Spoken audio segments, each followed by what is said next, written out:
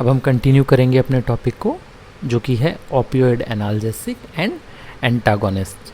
हमने पेन देखा, हमने एनाल्जेसिक ड्रग्स जो होती हैं वो देखी, और हमने देखा कि एनाल्जेसिक ड्रग्स को non steroidal anti inflammatory drugs and opioid analgesics में हम डिवाइड करते हैं। हमने ओपीएम के बारे में देखा, और साथ ही हमने क्लासिफिकेशन देखा जिसमें हमने इन ड्रग्स को नेचुरल, सेमी सिंथेटिक और सिंथेटिक कंपाउंड्स में डिवाइड किया था। साथ ही हमने देखा कि एंडोजिनस ओपियोइड पेप्टाइड्स जैसे कि एंडोर्फिन, एनकेफेलिन्स और डायनोर्फिन्स ये ओपियोइड रिसेप्टर्स के थ्रू एक्ट करते हैं, जो कि म्यू, कप्पा और डेल्टा रिसेप्टर्स हैं। फिर हमने देखा कि ये सभी एनाल्जेसिया प्रोड्यूस करते हैं, तीनों के तीनों रिसेप्टर्स। और हमने देखा कि जो ओपियोइड रिसेप्टर्स हैं ये सारे जी प्रोटीन कपल रिसेप्टर्स हैं, जो कि GI टाइप के होते हैं, एडिनाइल साइक्लेज को इनिबिट करते हैं और साइक्लिक AMP फॉर्मेशन को डिक्रीज करके हाइपर पोलराइजेशन करते हैं पोटेशियम चैनल के थ्रू, और कैल्शियम चैनल को ब्लॉक करके ट्रांसमीटर रिलीज को ब्लॉक करते हैं। अब हम देखेंगे इन ड्रग्स का फार्माकोलॉजिकल एक्शन।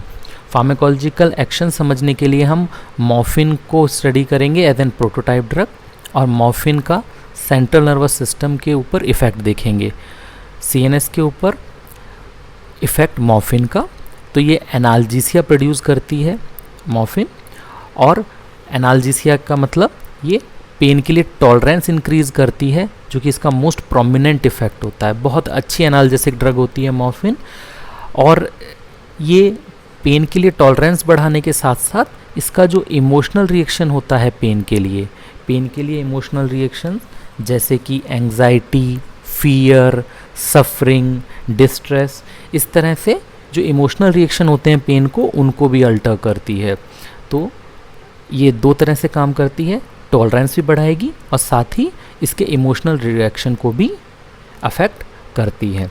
ऑल्दो अगर आप देखें तो मॉर्फिन एक बहुत अच्छी एनाल्जेसिक ड्रग है, लेकिन फिर भी अगर देखा जाए तो ये डल विसरल पेन को ज़्यादा बेटर रिलीव करते हैं शार्प प्रिकिंग पेन के मुकाबले। इसके अलावा मॉर्फिन सेडेशन का प्रोड्यूस करती है।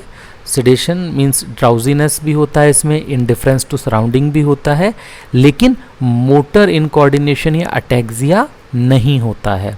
ओके, तो मोटर इनकोऑर्डिनेशन और अटैक्सिया कहाँ होता था, हमने कहाँ पढ़ा था, अल्कोहल के साथ। लेकिन मॉर्फिन के अंदर ड्राउजीनेस होगा, इंडिफरेंस टू सराउंडिंग होगा, सेडेशन होगा, लेकिन मोटर इनकोऑर्डिनेशन या अटैक्सिया नहीं होता है। इसके अलावा मूड इफ़ेक्ट, जैसे कि हम पहले बात कर चुके हैं कि ये एनाल्जेसिक इफ़ेक्ट के साथ पेन के इमोशनल रिएक्शन को अल्टर करती है, यूफोरिया करती है, means feeling of well being को प्रोड्यूस करती है।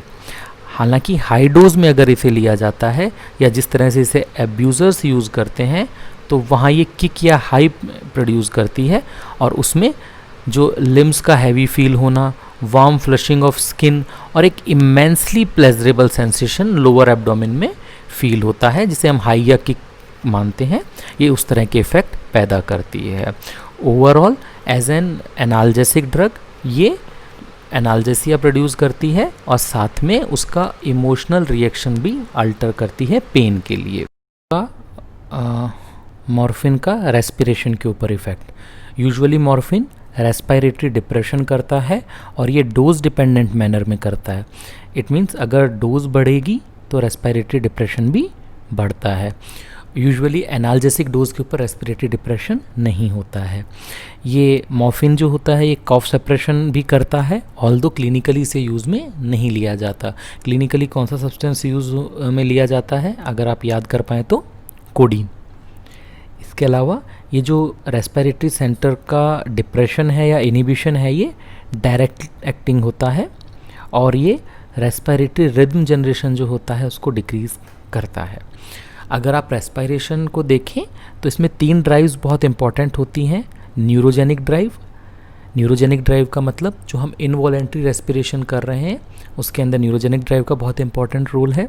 इसके अलावा अगर हमारे ब्लड के अंदर CO2 की कंसंट्रेशन बढ़ जाए, तो CO2 की कंसंट्रेशन बढ़ने से जो ब्लड में pH चेंजेस होंगे, और हमारे जो सेरेब्रोस्पाइनल फ्लूइड में जो pH चेंजेस होंगे, उनको कीमो रिसेप्टर सेंस करके ब्रेन को सिग्नल भेजते हैं और हमारी बॉडी का जो रेस्पिरेटरी सिस्टम है अकॉर्डिंगली एडजस्ट हो जाता है नीड के अकॉर्डिंग। सेम हाइपॉक्सिक ड्राइव यानी ऑक्सीजन कंसंट्रेशन अगर लो हो जाए तो कीमो रिसेप्टर सेंस करके उससे सिग्नल भेजते हैं ब्रेन को और वो अकॉर्डिंगली रेस्पिरेशन एडजस्ट हो जाता है। तो न्यूरोजेनिक ड्राइव, हाइपर कैप्नोइक ड्राइव और हाइपॉक्सिक ड्राइव जो हैं तीनों ही डिप्रेस होते हैं, लेकिन जैसे बताया डोज डिपेंडेंट मैनर के अंदर, तो यूजुअली न्यूरोजेनिक ड्राइव और हाइपर कैप्नोइक ड्राइव जो है वो पहले डिप्रेस होते हैं। तो अगर आपके पास एक मॉर्फिन पॉइजनिंग का पेशेंट आता है या मॉर्फिन ओवरडोज का पेशेंट आता है और उसमें रेस्पिरेटरी डिप्रेशन है और ब्रीदिंग चल रही है, तो यूजुअली हाइपॉक्सिक ड्राइव है जो कि उसे रेस्पिरेशन को जिसने मैनेज कर रखा है। तो ब्रीदिंग जो होती है वो यूजुअली हाइपॉक्सिक ड्राइव से मेंटेन होती है। और इसीलिए अगर मॉर्फिन पॉइजनिंग का पेशेंट है, मॉर्फिन की वजह से रेस्पिरेटरी डिप्रेशन हो रहा है, तो उसमें आप ऑक्सीजन को ट्रीटमेंट में देना प्रेफर नहीं करते हैं। आप क्या देंगे? आप नैलोक्सोन यूज़ करेंगे। नैलोक्सोन क्या होता है? Naloxone is opioid antagonist. Naloxone is opioid antagonist. ये म्यू कप्पा और म्यू कप्पा डेल्टा तीनों रिसेप्टर का एंटागोनिस्ट होता है और बहुत तेज़ी से रेस्पिरेटरी डिप्रेशन जो है मॉर्फिन की वजह से उसको रिवर्स कर देता है। ड्रामेटिक रिस्पॉन्स आता है रेस्पिरेटरी डिप्रेशन के अंदर नैलोक्सोन को देने पे। जबकि अगर हमने ऑक्सीजन दिया तो जो हाइपॉक्सिक ड्राइव की वजह से रेट मेंटेन है उसमें प्रॉब्लम हो सकता है। तो मॉर्फिन पॉइजनिंग के अंदर आपको हमेशा ध्यान रखना है रेस्पिरेटरी डिप्रेशन होता है, आपको ऑक्सीजन नहीं देना है, ट्रीटमेंट में नैलोक्सोन यूज़ करना है। ओके। और अगर ओवरडोज होता है तो डेथ का कॉज मोस्टली रेस्पिरेटरी फेलियर होता है। नोजिया एंड वॉमिटिंग प्रोड्यूस करते हैं जितने भी और ड्रग्स भी, लेकिन मॉर्फिन की हम यहाँ स्पेसिफिकली बात कर रहे हैं। तो morphine nausea and vomiting produce करते हैं और कैसे प्रोड्यूस करते हैं? कीमो रिसेप्टर ट्रिगर जोन को स्टिमुलेट करके। मियोसिस प्रोड्यूस होता है। मियोसिस बहुत कैरेक्टरिस्टिक होता है, इसमें कैरेक्टरिस्टिक पिन पॉइंट प्यूपिल होते हैं मॉर्फिन के अंदर।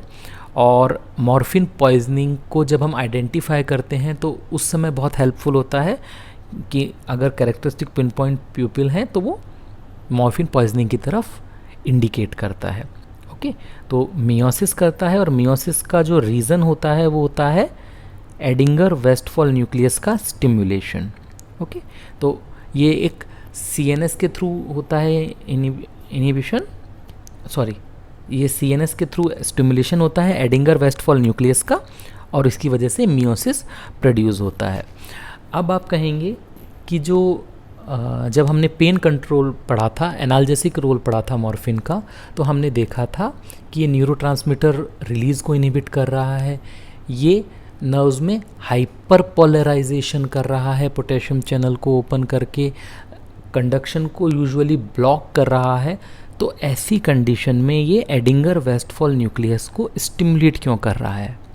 तो इसके पीछे एक सिंपल कॉन्सेप्ट ये है कि एडिंगर वेस्टफॉल न्यूक्लियस का जो इनहिबिटरी कंट्रोल होता है ब्रेन में, मॉर्फिन उसको इनहिबिट करता है। ओके। एडिंगर वेस्टफॉल न्यूक्लियस का जो इनहिबिटरी कंट्रोल है सेंट्रल नर्वस सिस्टम में, वो इनहिबिट होता है और अगर इनहिबिटरी इनहिबिशन इनहिबिट हो जाएगा तो रिस्पॉन्स जो प्रोड्यूस होगा वो स्टिमुलेशन।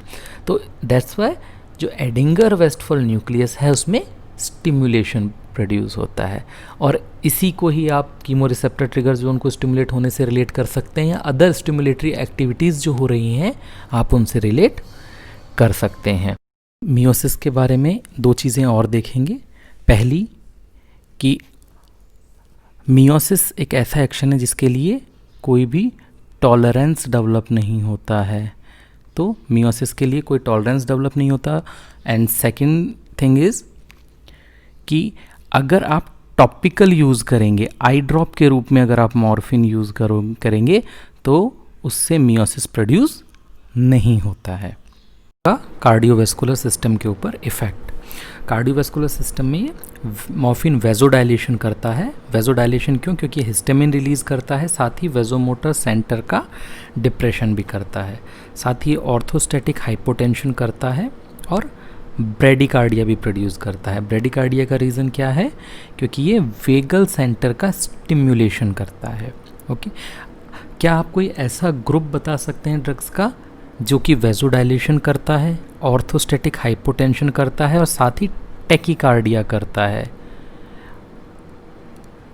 अगर आप सोच रहे हैं अल्फा ब्लॉकर्स तो आप सही सोच रहे हैं, लेकिन मॉर्फिन के अंदर क्या होता है? मॉर्फिन वेजोडाइलेशन करता है, ऑर्थोस्टैटिक हाइपोटेंशन करता है और साथ में ब्रेडिकार्डिया करता है।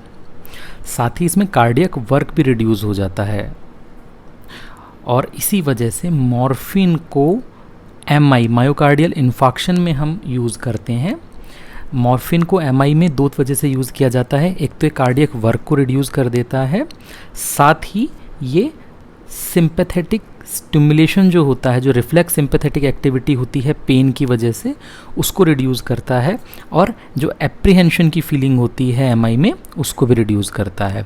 ऑल्दो एमआई में हम मॉर्फिन के इफ़ेक्ट को थोड़ा और डिटेल में पढ़ेंगे, लेकिन अभी के लिए ये कार्डियक वर्क रिड्यूस करता है, सिंपैथेटिक स्टिमुलेशन जो रिफ्लेक्स सिंपैथेटिक स्टिमुलेशन होता है उसको डिले इनहिबिट करता है, साथ ही एप्रीहेंशन की जो फीलिंग्स होती हैं पेन को और जो डेथ से रिलेटेड जो फियरफुल फीलिंग्स होती हैं उनको रिड्यूस करता है एमआई के अंदर।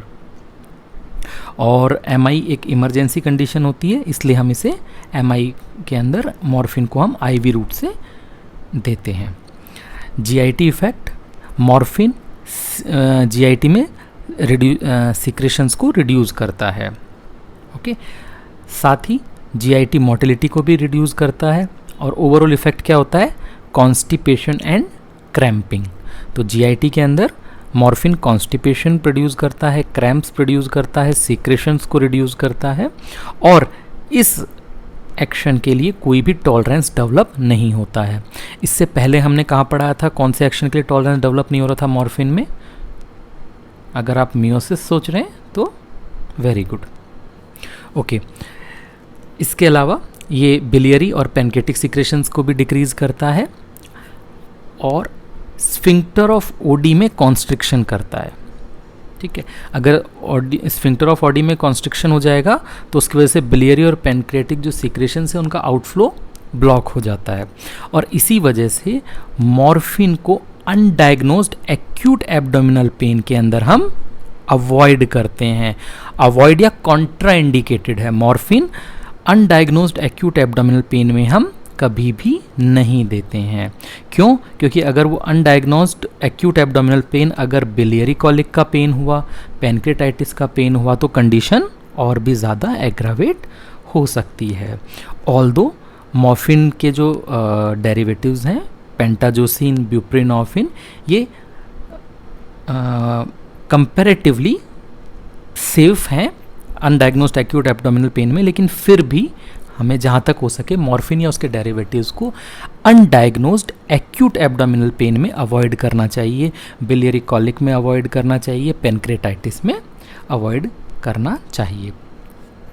इसके अलावा अदर सिस्टमिक इफ़ेक्ट्स अगर हम देखें मॉर्फिन के तो ये मिक्चुरेशन में डिफ़िकल्टी पैदा करता है, अर्जेंसी टू वॉइड प्रोड्यूस करता है और जैसे हमने पहले देखा था ये हिस्टामिन को रिलीज़ करता है, तो इसकी वजह से ब्रोंको कॉन्स्ट्रिक्शन भी प्रोड्यूस करता है। तो आप समझ ही गए होंगे कि इसे हमें अस्थमेटिक्स में अवॉइड करना है। ओके, और ऑल्दो जो नॉर्मल इंडिविजुअल्स हैं ऐसा नहीं है कि ये उनमें ब्रोंको कॉन्स्ट्रिक्शन करेगा, लेकिन अस्थमेटिक्स में मॉर्फिन को हमें अवॉइड करना चाहिए। स्किन के ऊपर इफ़ेक्ट, स्किन के अंदर जैसे हमने देखा मॉर्फिन जो है वो बॉडी में हिस्टामिन रिलीज़ करता है, तो अगर हिस्टामिन रिलीज़ करेगा तो उसकी वजह से जो क्यूटेनियस ब्लड वेसल्स हैं उनमें डायलेशन होता है, साथ ही स्किन में प्रोराइटिस और अर्टिकेरिया भी मॉर्फिन प्रोड्यूस करता है। अगर हम न्यूरोएंडोक्राइन सिक्रेशंस की बात करें तो जो हाइपोथैलेमस का पिट्यूटरी ग्लैंड के ऊपर कंट्रोल होता है ये उसको इनहिबिट करता है। तो अगर कंट्रोल इनहिबिट होगा तो एफएसएच का सिक्रेशन कम हो जाएगा, एलएच का सिक्रेशन कम हो जाएगा और एसीटीएच का सिक्रेशन भी कम हो जाएगा। और जो हाइपोथैलेमस का इनहिबिटरी कंट्रोल होता है पिट्यूटरी के ऊपर, जिन हार्मोन्स के ऊपर, वो उनका कंसंट्रेशन बढ़ जाएगा, जैसे कि ग्रोथ हार्मोन और प्रोलैक्टिन। तो ओवरऑल रिजल्ट क्या होता है कि जो एब्यूज़र्स होते हैं क्रॉनिक यूज़ की वजह से, उनमें loss of libido, importance, menstrual irregularities, infertility जैसी प्रॉब्लम्स हमें देखने को मिलती हैं।